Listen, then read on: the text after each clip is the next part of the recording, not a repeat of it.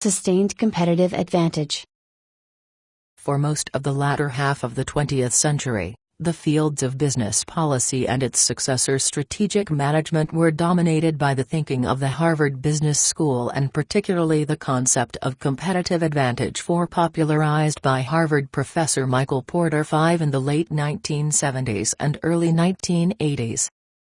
Competitive advantage was extended and expanded by Porter and others into the notion of SCA.6. The central tenet is that some competitive advantages are significantly difficult for other firms to imitate and hence potentially can be sustained for long periods of time, which in turn leads to long-term profitability, at the expense of the competition, for the firm with the SCA.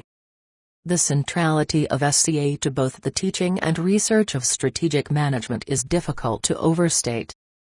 The Harvard paradigm, based on structure conduct performance industrial organization, SCPIO, economics, which incorporates SCA through Porter's influence, was the primary research paradigm for decades and is still prominently featured in almost all textbooks used to teach MBA students around the world in the 21st century, including the textbooks for other fields such as marketing and management information systems.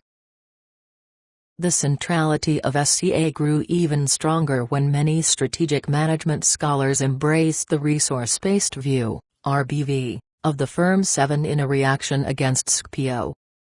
Specifically, SCPIO focused most of the attention of managers on the environment external to the firm, arguing that external factors constrain managers' choices and essentially determined what strategies would be possible and which would be successful. The model was to examine the external environment using analytical techniques such as Porter's 5 forces to identify attractive industries with the potential for sustainable competitive advantages and to choose to compete there. In short, let the external environment determine your strategy.